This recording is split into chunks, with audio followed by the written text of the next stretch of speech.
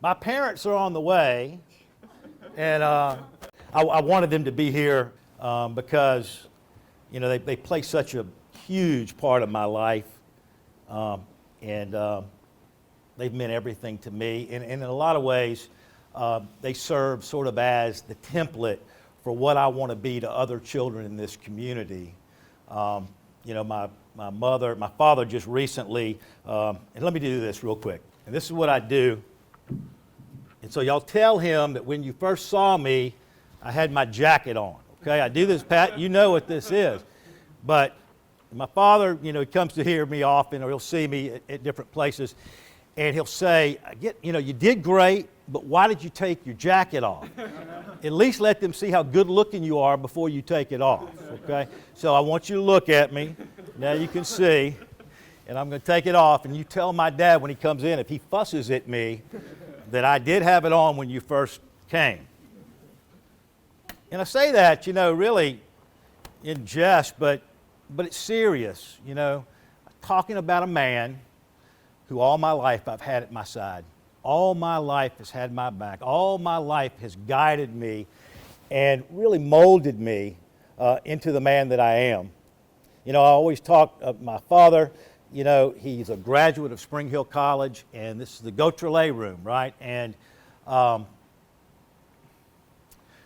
he just last month received a really wonderful award, and it's fitting that we would have this event in the Gautrelet room. He won the Gautrelet Award, and that was for his years of achievement and his service to his community. And that was something that's always been very big to me in my life. He's always pressed the importance of service, the importance of doing your best in everything you do. And, you know, I have listened. You know, when he got up and accepted the award last month, one thing that he said that I know that I've followed it all my life as well. He said, there's not one time that I ever planned any of this that I'm doing now. I did not plan. I just prayed and I listened to God. I listened to the Holy Spirit, and He guided me all of my life. And you know, that was something that he taught me all the time, the importance of listening and praying and living up to your Catholic ideals. You know, he was a young man that grew up through Catholic schools all of his life. And he came here, and when he speaks of Spring Hill, he speaks with such reverence of Spring Hill. And he's in the room now. Jesse, come here. Dad, I want you to know that I was wearing my jacket when I first started. And I say to you that this man and this woman are really the templates of what I try to do as juvenile judge. My father taught me how to dream. You know, it was a beautiful dichotomy, really. You know, you have this expectation that you can really only get from your father. And then you have this adoration, this wonderful adoration that a mother always gives her child. And I had that beautiful dichotomy. My father, oh, it's good what you've achieved. It's good what you're doing, but what you're going to do next? What are you going to do next? What are you going to do to live up to your expectations? And my mother, don't be so hard on him. He's a great kid.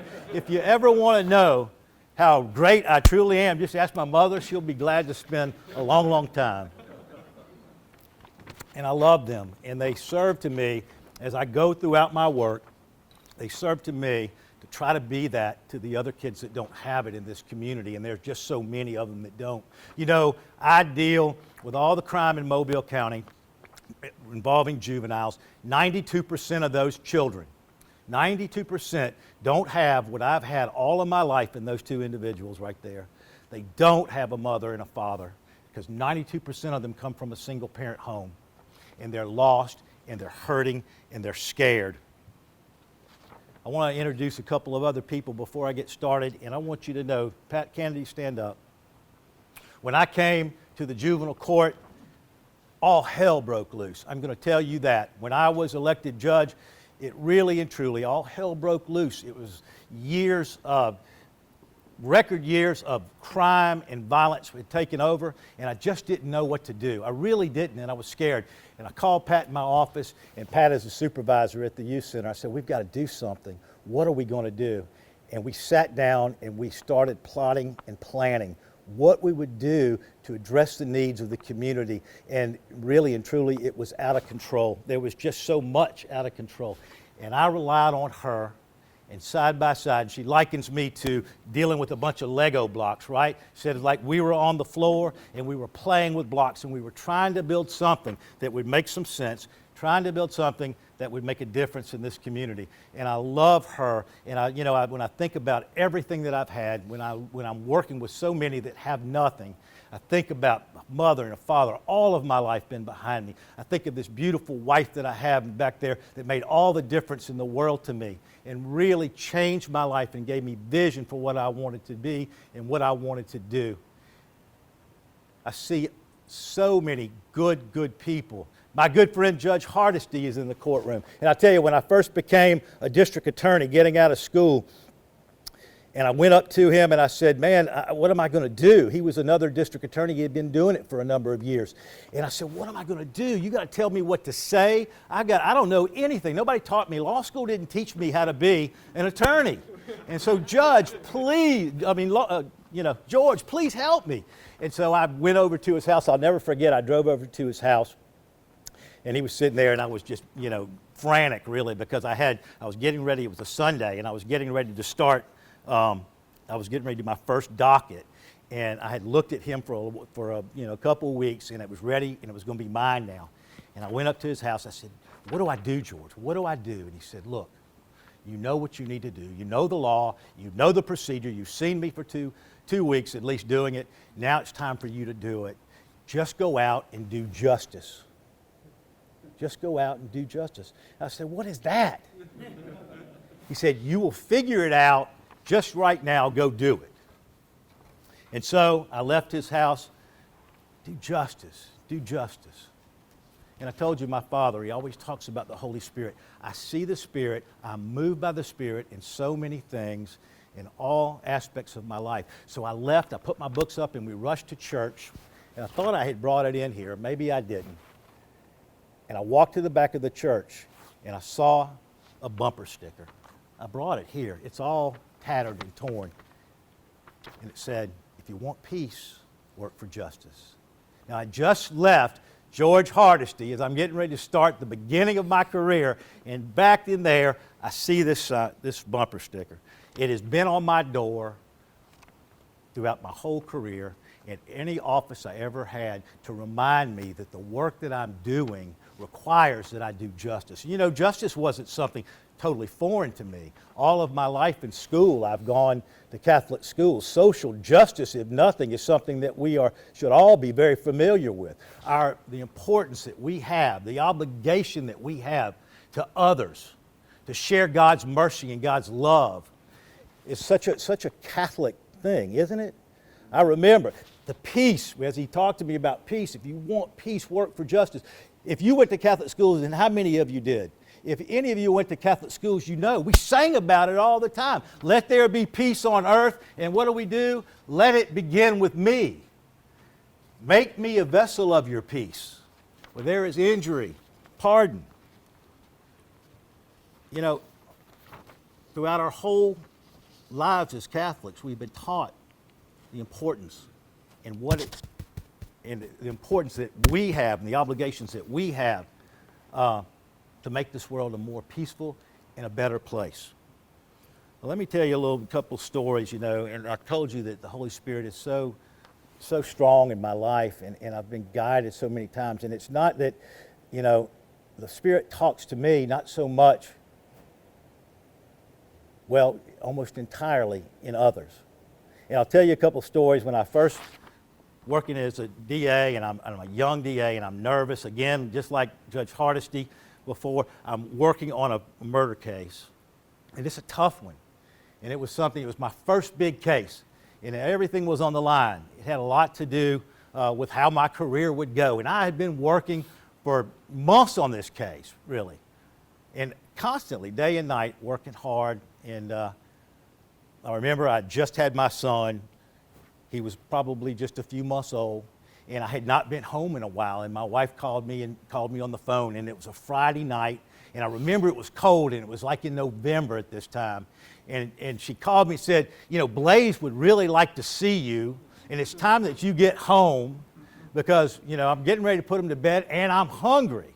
And, I had been working so hard and I promised her that when I got home, I was going to make a nice dinner. And I was going to, we were going to, I was going to make it up to her a little bit. I had not been home. I was really, really hard charging on this. I was working. It was a big deal. And so I remember, gathering up all my books. And I stop at what we used to call in Mobile the Crack Dixie. Have any of y'all ever heard of it? You guys remember that, right? It was this store on Dauphin Street. It's the Winn-Dixie. But everybody called it the Crack Dixie because it was a dangerous place. It was a scary place. It was a hostile place sometimes. And if you went in there, you weren't really sure if you were ever going to get out. I mean, it really was like that. And, I went in, I got all my stuff together. I go into the store, and I know she's mad at me now because I have not been home. And I told her I was going to be home, and it's 9 o'clock now. And it's a dangerous part of little area, So I'm walking in. I get everything together. I walk into the store. I grab 2 of the biggest steaks that I can possibly find and 2 potatoes. And I said, okay, I've got to do something to make her happy. And I get in line, and there's only one line. This is a crap, but it's not a very nice store. And I'm in line and I'm sitting there looking at those steaks, looking at those potatoes. And then I look down, and right in front of me, there's this little boy. And he's got a little can of chili. This is something that this little can of chili, and I'm looking down at my steaks, and I'm looking at this little boy, and he's wearing a pair of shorts, and I'm in my warm jacket, and he's got a tattered T-shirt, and he just looks lost to me. He just looks lost to me. And I look down, and I think to myself, why did I have to see that? Why did I have to see that? I'm hungry. My wife's mad at me. Why did I have to see this? How am I going to now sit down and eat and enjoy that steak and those potatoes? And I just seen this little boy. I don't even remember if he's wearing shoes. Just short pants and a T-shirt late at night in a dangerous area of town. And why did I have to see that? So, I was thinking to myself, well, what am I going to do? What am I going to do? I'm in this long line. I'm waiting here. What am I going to do? Because I know if I go home like this, I'm not going to be able to do this. I'm not going to be able to eat. So to placate, my need to get out and get food in my belly, get back to my wife, I went back in the line and I looked for some chili. He had a taste for chili, and I was going to get him chili. And I went back and I bought about 4 or 5 of the biggest cans of chili I could find. And I brought it up to him. And I said, son, don't worry about this. I'm going to pay for this. And he looked up at me with big eyes. I'll never forget it. I don't have a can opener. I don't have a can opener. So I rush back. I grab all the little cans of chili that I can possibly hold in my hand, and I bring it back and say, son, I'm going to take care of this. I'll got it. And he left. And as he left, as soon as I got through the checkout, paid for what, I went out and looked for him. Because I kept thinking to myself, why did I let him go? Why did I let him go? To make myself feel better, I bought him a little bit. I did the bare minimum that I could do to get by. Why did I let him go? When I had a chance, a real chance, to be a miracle in his life, because I'm telling you, gauging from what I saw, this young man needed a miracle, right? And he was nowhere to be found. Why did I let him go? It was a thought that plagued me for a long time. All throughout my career as a district attorney, it always stuck in my mind. What happened to that little boy? Now he'd probably be a young man. He was just a little boy then. What happened to him? What happened to his life? What did he do? And why did I let him go? There's a lot of stories like that. I think about some of the things, and when I was, I'll just tell you, when I was a DA, later on in my career, and right before I became judge, I was working on this murder case. And it was, again, a capital murder case. It was the first of its kind, the first time that I had ever worked on anything like that. And, it had some special significance to me, because when I was younger, my uncle was killed in his grocery store. And me and my father got to the hospital before the ambulance did. And it left such an impression on me as they opened those doors, and I'm waiting to kiss this uncle that I love with all my heart. They open the door, and I see him with a hole in his head. And I see what it did and how it destroyed our family. You know, what it did to our sense of security. You know, he left behind 3 children, and he left behind a wife that loved him and never got remarried, never got over the fear of what that horrible, violent crime did to her, her children, and our entire family. And it bothered me. You know, if I was a kid today, they'd probably send me to counseling because it really rocked me. It always stuck in my head. And later, so I'm doing this capital murder case, and it involves somebody that I know very well. He's a young man. He's a young man of an immigrant whose father came to this country and started saving up money to bring the whole family back. And they worked in a little store on Rickerby Street. And every morning I would stop before work and get coffee at this store. I came to really like him, you know, and really relate to him because his experience mirrored a lot of my family's experience, right? And I remember one day I'm reading the paper, and blasted on the front page, there had been a robbery at his store. 2 young men had gone into that store, and just enough to get enough money to buy clothes for a football game, they took his life. And this was a young man that was just getting ready to start his life. He had just graduated from college. I had seen him from the time he was in high school, and I'd stopped and I would shop at his dad's store, and I'd seen him grow throughout all those stages. And he told me one day, I'll never forget, I just want to make enough money so my father doesn't have to work as hard as he did.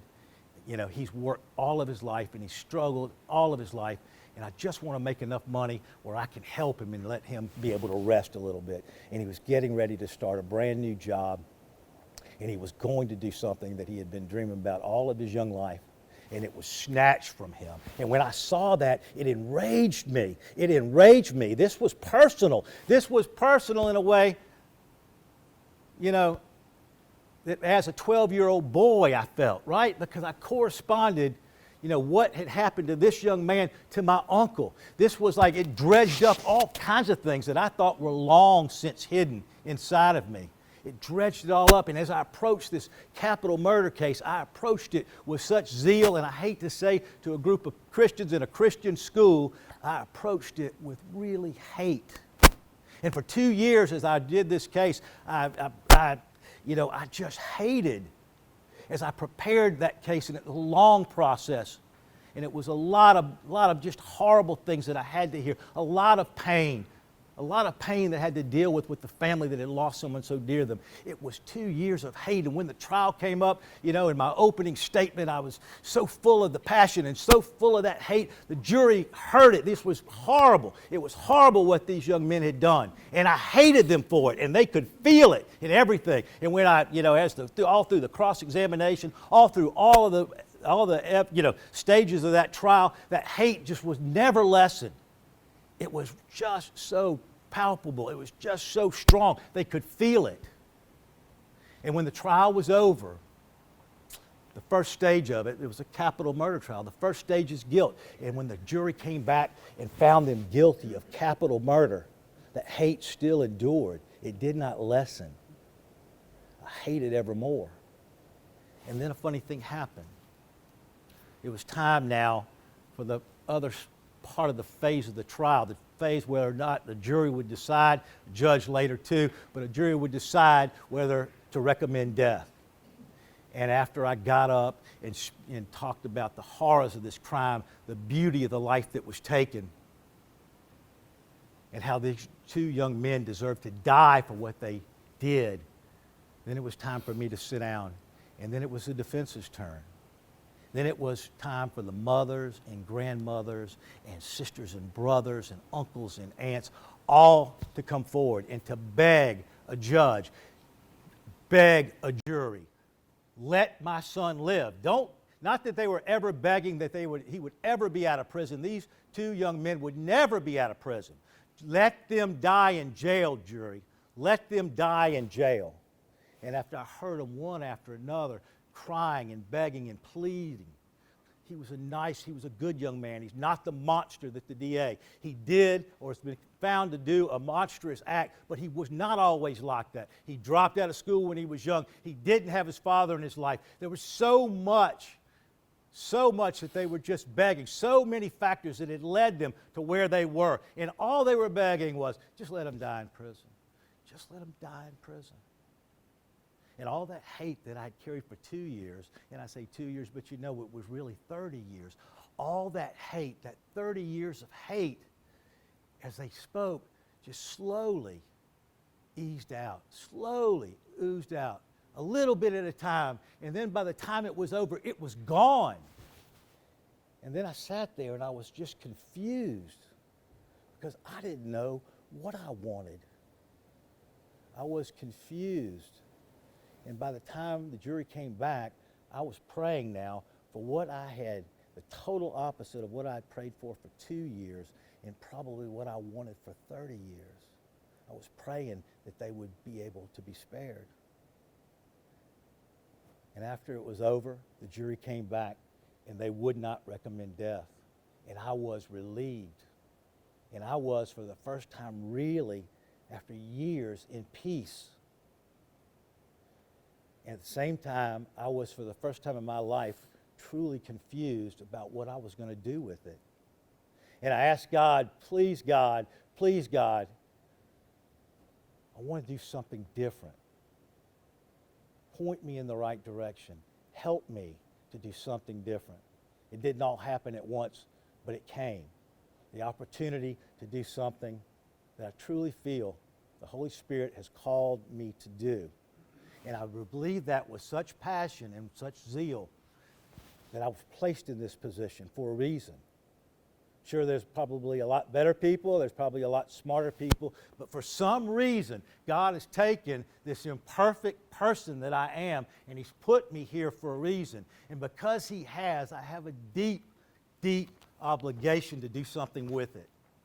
And every day that I work, and every day that I go to work, I look at that sticker on the wall. If you want peace, work for justice.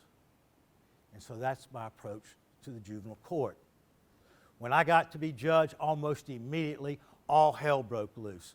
I told you about that. I called Pat, but I'm telling you, it was scary, okay? Because our community, right, during 2008 and 9, 7 murders each year. 2008 and 9. Now, why is that significant? I'll tell you why it's significant. Because it involves children less than 16 years of age. Can you imagine a 16-year-old, a 15-year-old, 14-year-old? Our youngest murderer was 12 years old. And we had, in those 2 time periods, 2008 and 9, we had 14 murders. 14 young and youthful murders. And during that time, we had 64 robberies in the first degree.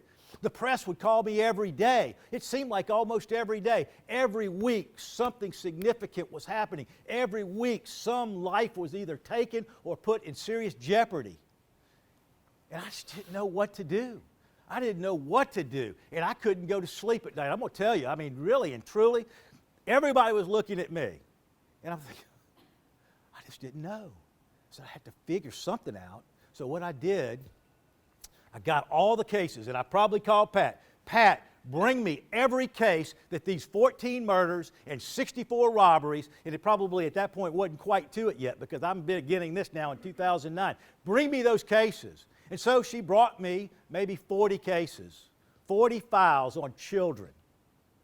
And I went painstakingly, and I stayed up night after court, and I just sat there, and I just started looking at things. I knew certain things had to be in play. I knew that 92% of the children that I see every day in court come from a single-parent home. I knew that had to be a factor. I knew that the majority of those kids that grew up there lived in poverty. I knew that had to be a factor. I knew that age of first offense, when a young person first gets in trouble, is a very important factor to look at. All the science showed it. I knew that. I knew that parents may be involved in jails and in prison, right? I knew that had to be a factor. I knew the size of a family and what their household income had to have some kind of bearing. And I knew, more importantly, the home. Who's in it? Who's guiding them? Who's uplifting them? I knew that had to be a factor. And so as I looked at my study after I had completed it, this is what I found. I found that now I told you that 92% of all the children that I see, it's constant and it never changes, that are involved in the criminal justice system right now, in the juvenile justice system, 92% come from a single parent home. But in this case, 98% of these children, even higher. Only one child that I could get at the time that I did the study had a mother and the father in the home. The average family size, children-wise, was 5 children in a home. And the average income in that home was $14,000.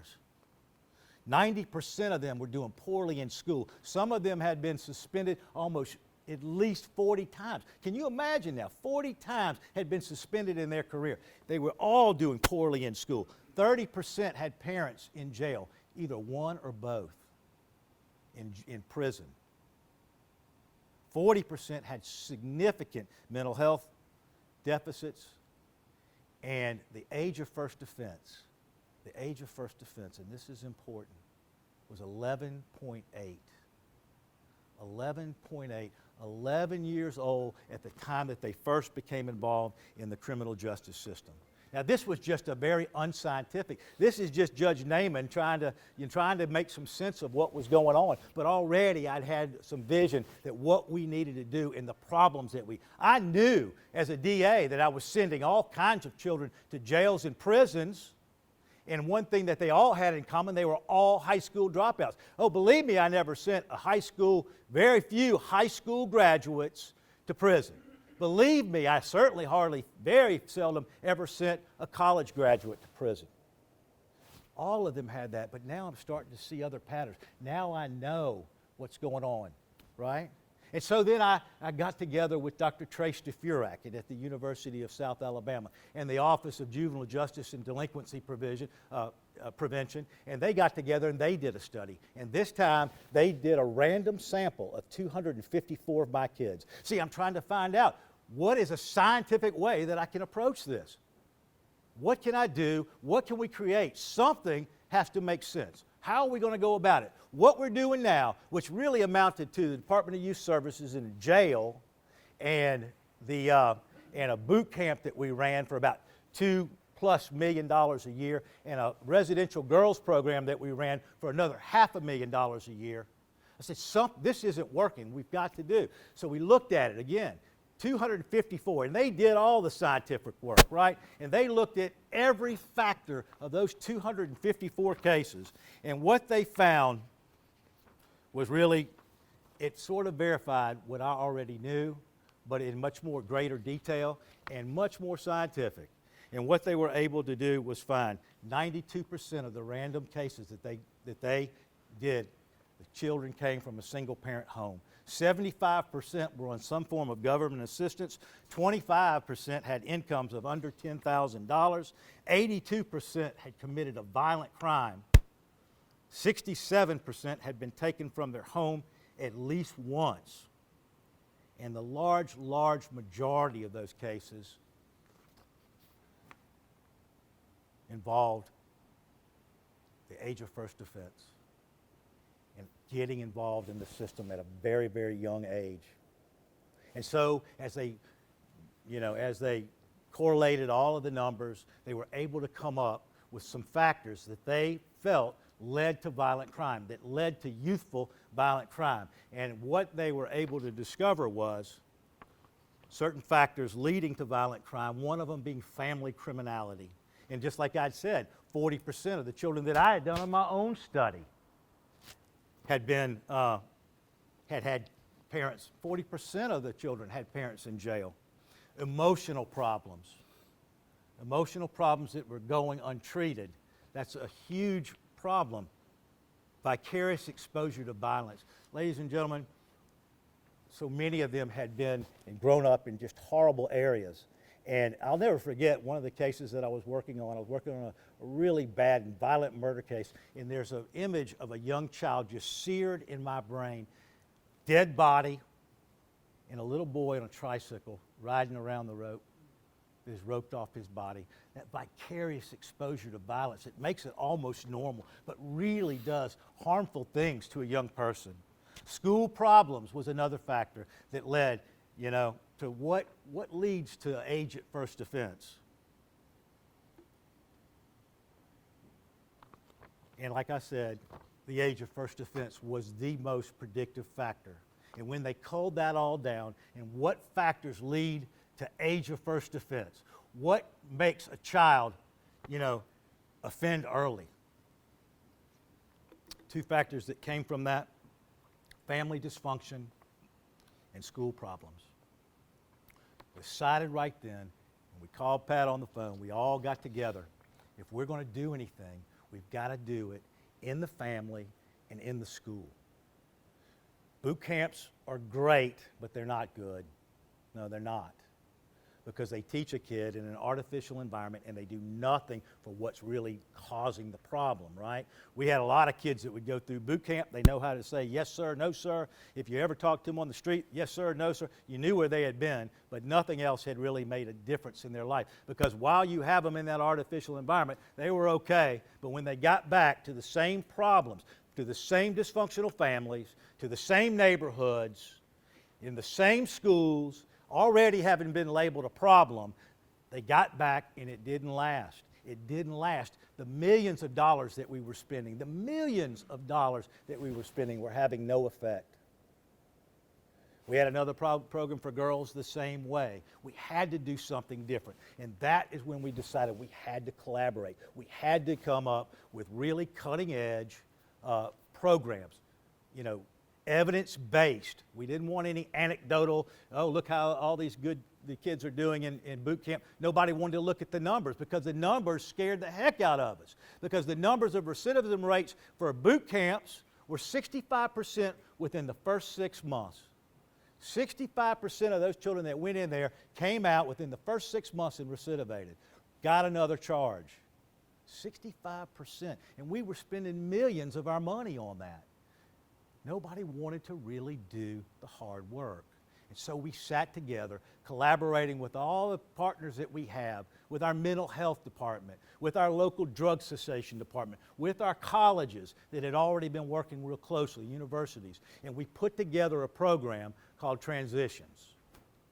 And what we were able to do with this was not just artificially place this child in an environment that is unhealthy and unsafe, but we were able to really work with this child where it mattered most, in the home, and work with his family, because so many of the problems and so many of the issues that had led to all these problems were in the family. We were able to really get together and make a difference there, right? And we were following them in their schools, and we were keeping them connected to their schools, to their churches, to their neighborhoods. We were just trying to make positive connections. And so far, in the years that it's been going, we have a 46% recidivism rate. From 75% to 46%, I think it's pretty good. Anything under 50% is good, right? But it's not where we need to be. And we know it's not. But we're getting there. We're getting there. Now, Matthew, I don't know how much time, but I've got a lot to say. Do I have a little bit more time here? Ladies and gentlemen, let me tell you. We're fighting a war, and it is a war. And when I talk about my parents and all that they've done for me, and I talk about my friends like George Hardesty and all the great people I have, my wife that means so much to me and is so important to me, I tell that because look at me and look what look where I've come from. I think about what I have done in my life, what I could have done. Even with all the great things that I had in my life, I had my struggles, right? It was hard, and it was very difficult. And my life could have gone either way. My poor parents, I can't believe they look so good at this age. They should have, certainly have more gray hair, and certainly, I put them through hell, ladies and gentlemen, I did. But I had the best of everything. I had the best of everything. And so many right now, too many of our kids don't. Historically, the juvenile court has been a paternalistic court. Early on in its time, it was to be the father to these children. It's so much about the way I want to. We had changes and the law evolved. N. Ray Galt gave children, made the juvenile court more of a real adversarial adult court, right? And in a lot of ways, that's good. You know, children do deserve rights. They have a right to a trial. They should have a right to an attorney. But in the same way, it's kind of changed our focus on what was really important and how you deal with children. As time went on in the 80s and 90s, you know, we had a problem with drugs and violence. It was the years of the super predator, right? And we started building more jails, and we started building more, you know, detention centers, and we made the sentences longer, and we had our 3 strikes and you're out rules, right? And we were getting tough on crime because we were scared to death, and we didn't know what to do. How are children behaving this way? This was unthought of during the rehabilitative years, right? We never dreamed that kids would actually kill others and rob from other people. It was totally, just didn't compute. And so we reacted to it. And we reacted to it the way we always seem to want to react to things. We reacted through legislation. A pen was going to change everything. All we needed to do was make our laws tougher. All we needed to do was make laws to build bigger prisons. All we needed to do was lower the age of adult culpability so that a 14 and 15-year-old child could be held in prison for life. That's all we needed to do. And we realized that maybe for a short time we did decrease crime. Maybe for a short time it happened because so many were locked up, but we didn't realize the social ills that would come from it, right? And so now we're stuck and we're looking. Look how long we've been warehousing children. Look how long we have been warehousing adults. And what happens to their children that are left behind? People are sick of it now, and they want it to go the other way. But they want to do the same thing. Let's use the pen, and let's write a law. Let's abolish prisons. Let's legalize drugs. Let's shorten the sentences. Let's create new classifications of crimes so it doesn't have a negative effect on the individual. You know, it's all done in, I think, with good intentions, but it's all done very short-sightedly because it doesn't change anything. You can't legislate change. It takes hard work. It takes very hard work. It takes the work in the homes. It takes the work in the schools. It takes the work of dealing with the child's emotional and mental health needs and drug needs and the families. You don't know how many families that I deal with every day that are just broken and hurt and scared. How many children, like the kid, in the store, I don't have a can opener. What he was saying, I don't have anybody that's watching me or caring for me. And so, it's all short-sighted. It's all short-sighted. There's only one true answer, and that is you do the hard work. It's what our Catholic faith has always taught us. It's not easy to do God's work. It's not easy. But you do it because it's necessary. You do it because it's the only really thing that will work. And so, it comes to my part about, we can use scientific, and we should use scientific work, and we should do the best we can. Our transitions budget, the budget, the boot camp is $2 million. Our transition budget, $1 million a year, and it serves most of our needs, right? And we've got recidivism rates that are down to 46%. We're really on to something, right? But 46% is still too much, right? 46% is still too much. We've got to do better. And so how do we do it? I pray. But I think in my encounter with a young man, I'll tell another. There's a young man in my courtroom. He's 13 years old at the time he came in. And he was scared. You could just see him trembling. And he was lost. And he lived with his grandmother and his 6 siblings. His mother and his father totally abandoned him.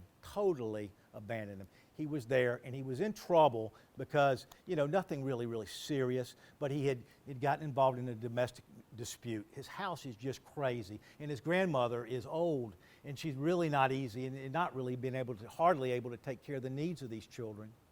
And so when he's in my courtroom, and, I could just really tell that he was lost, and I could tell he was a good kid. And I felt compelled just to talk to him. I said, look, man, I know you're a good kid. I know you are, and I want to help you all I can. We're going to send you to this program. We're going to teach you how to deal with your anger. And then I'm going to try to make your life a little bit better. I'm going to try to get somebody important in your life, and I'm going to try to make your life a little bit better. Whatever we can do, we'll get you out of that home some. He didn't need to be stuck in a home with 6 other kids and a grandmother. He needed to have, some of the nice things that some of the other kids have, And I said, if you will just go to this program. When you get back, we're going to really get to work with you. And so he said, thank you, Judge, and will you come back and see me while I'm waiting to go to my program? And I said, okay, I will. And so a week passed, and I forgot about him, and he was getting ready to leave really soon. So I thought about him, and I thought to myself, I better go see him. And so I went, and I got the superintendent's attention, and we walked to go see him. And he was sitting in his room, and he was completely covered over, and he was in his cell, and I'm going to tell you, those cells are not very nice. They're very dark. They sleep on a concrete with a little bit of a pad, and he was just all balled up when I came in. So I looked up, I opened the door, and as we opened the door, he sat up, he pulled the covers down, and he just beamed. He just lit up the room with his smile. And I sat down with him and I said, look, things are going to be better. You're going to go to this program.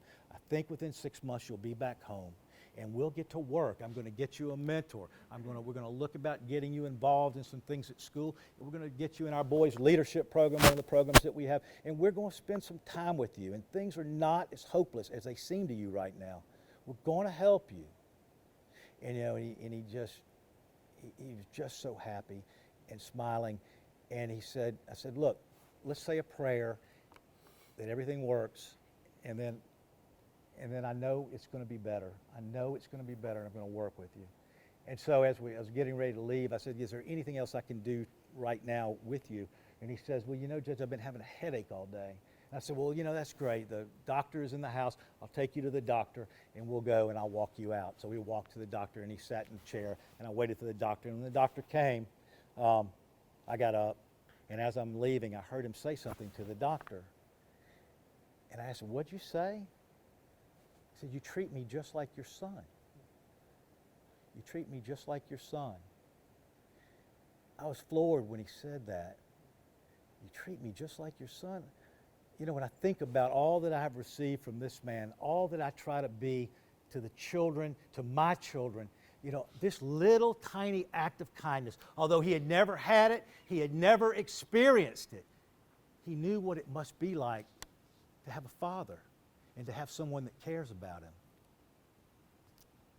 There's so many of our children right now, they're lost, and they don't have those important, strong people in their lives. And no matter what we do for them, if we can't give them that, if we can't give them the little things that are so important in a child's life, then we're not going to have success. We're not going to attack this. And I'll leave that up to tell you about a program that we're doing right now. We have our scientific programs. We have really good drug and alcohol programs. We have really good mental health programs. We have great programs now that help to build up the family. But you know what we don't have? We don't have the support that a good, strong family and great friends like I have had all of my life. We don't have that. And no matter how much money you throw at the problem, no matter what you do, you're not going to truly reach the potential of this community unless we had it. And so I will tell you about a program, and I'm so proud that the head of our program here, we have Pete Peters. Pete, if you'll stand up and listen. Pete is in charge of our NEST program, and he is our director. And we have our beautiful lady in the back is our executive director. Pete's the president of the board, and Carol is our executive director of NEST. And what is NEST? NEST is just sharing your time and effort with a family that truly, truly needs it. I'm going to tell you just 2 quick stories about what they do, and I'm going to read you something, and it'll give you a good idea of what it is. But it is forming teams of individuals, and it's an approach that I've always known. Many hands make light work, but it's 5 or 6 people joining together, coming to the juvenile court saying, I want to help you. Please give me a family to help. And not just the child, but give me the whole family, right? And it's working with those families, working on the strengths that family has, trying to overcome the weaknesses that so many of them have, and working to bring better outcomes for the families. And it has been incredible in the short period of time that it's been in existence. When we really finally realized, because there were so many good people that wanted to help, but when we really finally realized that let's get to work one child, one family at a time. And that's what it does, and that's why I'm so proud of it. We had a young man named Andre. Andre had missed 3 years of school probably, really and truly, 3 years where he had not gone to school on a regular basis. The year that we became involved with him, he had had 19 prior suspensions from school. Can you imagine that? 19 suspensions. Failing everything, his behavior was horrible, and he lived in a home with several other children and his mama and no other father. It was hard, and Mom worked day and night. She had a hard time doing anything or accomplishing anything that we were trying to get her to do. This was a hopeless situation for Andre. And he was angry by it. And he had been so far behind in school that he really, was disruptive in the classroom. He felt like the classroom was not for him. And so I remember we got transitions to work with this family and with him, and it was the summertime, right before the summer when I first got involved. So after the summer's over and we've got him, I see him for the first time in September. And Andre has worked hard and diligently with our program. They've been in the home. They've given him mental health counseling. We have in-home mental health teams that work in the home with him. That's the beauty of transition. It comes to the child. And so we hit it on all kinds of levels. And so when we saw him in September, he had been gone to school almost about a month and a half. It was late September. And look what we found out. Our transitions program had brought him up. He had not missed one day of school in all of that time, and that was a significant for him. He had no disciplinaries. It had really worked. One problem, he's failing everything. 3 years of school failure led to this problem, and it wasn't going to be easily solved. And so I'm sitting there and I'm asking, we're in our court, and I'm talking to the school system, and I say, you've got to do something. What can we do? We've got to get him in tutoring. We've got to do something. He's in a failing school. He's doing very poorly. What can we do to help him? And they said, Judge, we don't know. We don't have tutoring, and I don't know when we're going to have it. I just don't know. So I called on Pete, because Nest had just really began to work in the method where we were working with individual young people. And I called him. Pete said, we got to find him a team. And Pete got him a team, and it's a gentleman named Kenny Crow. And Kenny and his group of people began working with Andre. Where there was no tutoring, he found tutors. Those group of men, maybe 4 or 5 of them, got together with Andre, with his mother, and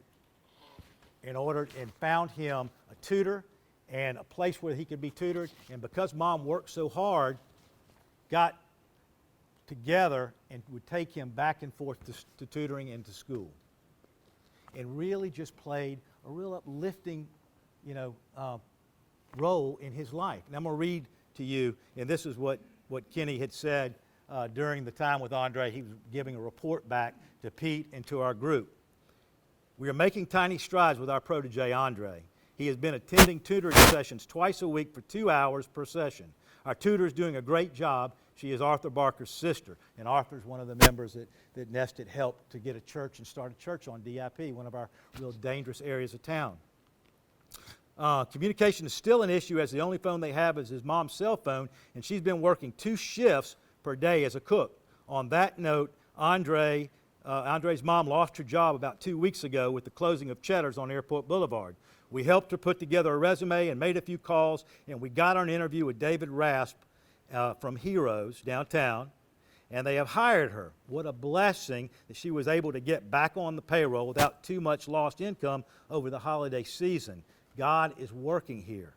I just wanted to give you an update. My team is working hard and loving every minute we can be around Andre to strengthen our relationship. The last time I saw Andre was about 5 weeks ago. Andre's grades, and I have them, a copy of them, 3 A's, a B, and a C. 3 A's, a B, and a C. All right, one other thing, Michael. Now, Michael comes to me. He just lost his father. His mom lives in poverty. They live in a trailer. It's the most disgusting thing. I think that as it's described to me, it was just horrible. And Michael hadn't been to school because everything he does is focused on making money and trying to help his mother, right? All the kids that live in the house, they're all trying to help. And it's all desperate. And there's so much grief because they just lost someone important to them. And there's so lack of focus and lack of vision. And they're just trying to hold it all together. And it's become very hard. He's in Theodore High School, and he's a freshman, and he's repeating that grade, and he's just doing very poorly. And everything is just falling apart in their life. They are really, truly hopeless. And so, just like the others, we have good programs, but we have to do more. It's not so much, any kind of problem. Yes, he was using drugs. And yes, he probably was drinking some. And yes, he was skipping school. There are things that we could work on, but we needed a little bit more. And so I called on Pete again. We've got to find Michael. We've got to find him a family. And so, let me read this one to you. And this is from B.T. Roberts. He's a local real estate agent. Family owned Roberts Brothers for many, many years. He's the last person really and truly that I would think, would have the time, would have the effort to do what he did. But he did. Just an update on our next referral, Jeffrey Michael. We have been to Judge Namath's court twice and met the family. We have been to their home, a rented trailer in very poor conditions, 4 times, and started to build a pretty good rapport. I know all the family members and some of their particulars. I spent approximately 5 hours at their home this week. We do not intend to throw a bunch of money at this situation, but we know that addressing their physical needs is the first step. They have not had power for the last 3 months. The mother and 3 kids live in the worst living conditions I've ever seen. Roaches and rats everywhere. No beds, trash, and garbage piled high everywhere, really bad. In spite of the living conditions, this is a very close family that looks after each other. I think they are drug-free and have a good work ethic. All but the 11-year-old boy has a job, good manners, and really appreciate our help. We have cleaned their lot and removed all garbage, cleaned Michael's room, brought him a bed, and plan to deliver a desk, chair, and lamp today. We have had the power turned back on, but the AC still does not work. We'll get it looked at. Place smoke detectors in the trailer. We have insisted that they start keeping things cleaned up and organized, which they have agreed to do. Michael knows that school comes first over job. He has to attend school and make good grades. We have prayed with them, and I truly believe now they have something that they have not had for in a long time. Hope. God is blessing me greatly with this assignment. Just this week, I get a call from Michael's principal. What have you done with this young man? What have you done? He is made an incredible turn. I never thought it would happen. He won Student of the Week last month. His grades are all passing and he's doing very well. And his whole outlook on life is better. Thank you for whatever you've done, and whatever you've done, we need more of it. Pretty powerful. And without them, think about where they would be right now, because nothing that I could do would be enough to make the difference that needed to be made. Nothing. Last story. There's a young man in my courtroom, and he came to me, and he had shot up his house. He had skipped school, and he had gotten drunk with a friend of his, talked him into skipping school, and he went to his house, and as he was drinking, he got excessively drunk, and he just started shooting up the house. And he was brought into my courtroom after he had been given a time to dry out in the hospital. They had drank half a gallon of whiskey between them, and this was just a little young boy, 14, 15 years old. And he was in my courtroom, and I can tell you now, I was fussing at him. You know, what he did and what he could have done, that he could have killed so many people, so many bad things could have happened, and why did he do this, right? And I was just really beating him down, and he was sitting there and he was just slinking and slinking. And after I talked to him and I chewed him out a little bit, and I could figure, and I realized he was a good kid, you know, I said, you know, son, why did you do this? Why would you do this? What motivated you to do this? He goes, Judge, I'm sorry. He says, everything in my life, everything, the world is against me, Judge. The world is against me. And you know, I dug a little bit deeper, and as I learned more about this young man, I learned that his mother was suffering, from cerebral palsy, very debilitating, and that his father had left him, and the only man that he ever knew as a father, the mother's her second husband, had left just prior, and they had lived with the grandmother and grandfather, her mother and father, and they had kicked him out of the house. They said they just didn't have the time nor the effort to be able to deal with them. And so he's living in this house, very meager means. Mom's under constant stress. Everything in that house is stressful. The world, to him, in his eyes, truly was against him. And after I chewed him and I found it, knew these things, I was touched by it, So many kids are like that. So many kids are like that. The world is just against them. After I chewed him and I sat up, I said, look, everything that you have, everything that you love is still alive. Nothing that you have done cannot be undone. The world may be against you, but God is surely with you. And just those little bit of words that I shared, just that little bit, right there, you could begin to see him sit up a little bit straighter. The world may be against, God is with me.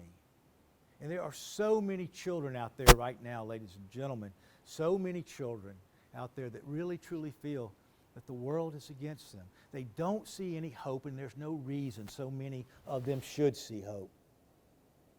They haven't had what we've had, and they're lost, and they're hurting, and they are soon to be a statistic if we don't do something about it. I tell people all the time, there's an obligation to us as Christians, as Catholics, as human beings, to share God's love and to bring hope to those that are hopeless. If they're going to see God, if this community is going to see God, and there's a lot of them that need it, a lot of them that are hurting, a lot of them are wanting, if they're going to see God, they're only going to see Him through us. And it has to be my call to you young people, as you get ready to start your careers. Us older people that have been doing it for so long, if they're going to see God, they're only going to see Him through us. And we have got to take that call, and we have got to make it our responsibility, because the world is relying on that.